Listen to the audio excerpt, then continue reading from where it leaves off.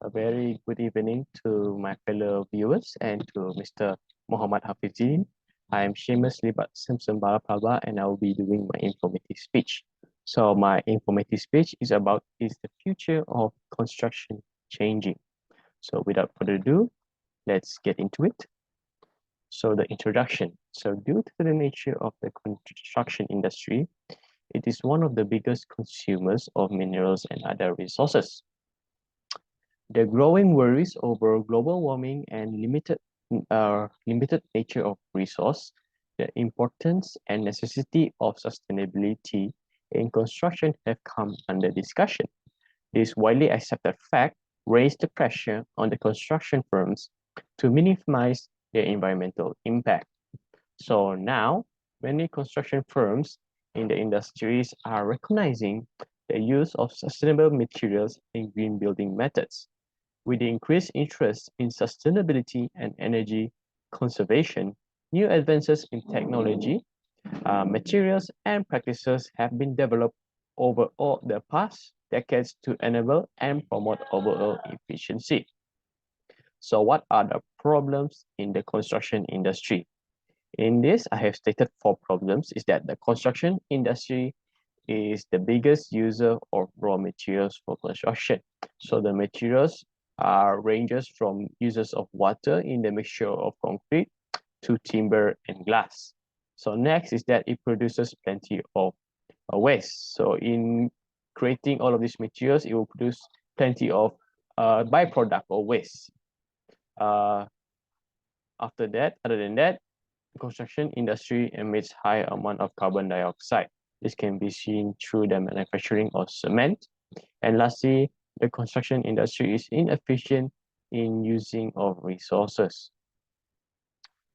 In this graph, in this pie chart, we can see that this shows the global emission by each of the sector or industry. This shows that the country produces 8% of the whole carbon dioxide emission in the world. This is due to the production of cement, which is one of the main components in concrete. This pie chart also shows the percentage of materials used to construct an infrastructure. Out of half of the materials used is concrete, which is 56%.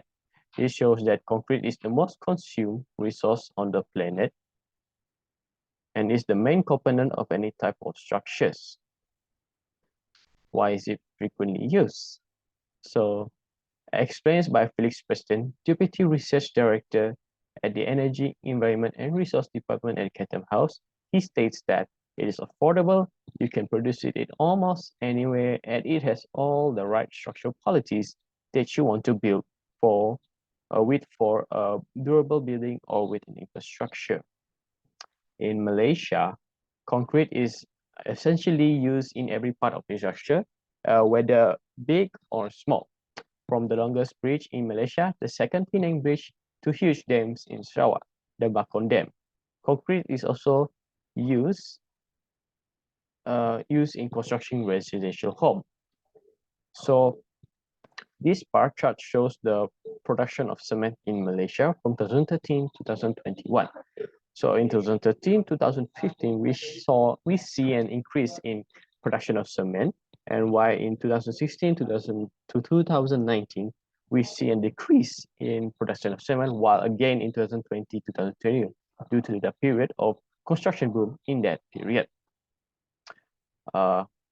Nevertheless, despite its widespread use, concrete's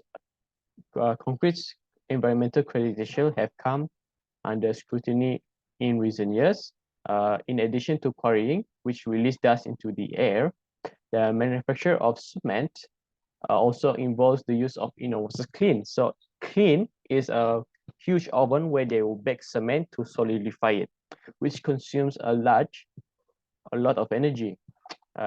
Astonishingly, huge volumes of CO2 are released during the actual chemical process of manufacturing cement. So what is the solution? So the solution is that we should adopt sustainable construction methods. So what are sustainable construction methods that we should adopt? So sustainable construction involves using renewable and recyclable materials on building projects to reduce energy consumption and toxic waste. The primary goal of this initiative is to decrease the industry's impact on the environment by utilizing sustainable construction procedures, practicing energy efficiency, and harnessing green technology. So one of the criticals that I have read and extracted data from is that we could use carbon dioxide as a substitute material. So by utilizing the green cement technique by Solida, which they are currently employing, by taking the carbon that has been released from the kiln, mixing it with cement that has already been manufactured, and replacing the open areas with a combination, green cement can be created. Then, instead of using water to cure the product, carbon dioxide is used, resulting in a 70% reduction in overall carbon emissions from the cement manufacturer. This mixture takes less time to cure, is steadier, requires less time, less energy to produce, which results in a more cost-effective and efficient way to create cement. So what are the benefits to sustainable material?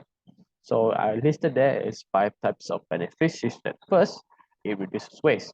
It keeps the materials that are not used in previous construction and reuse it to construct new buildings. Second is that it promotes cost efficiency. You do not need to spend you don't need to spend money in buying new materials, which also in turn decreases material costs. Next, it enables carbon footprint reduction.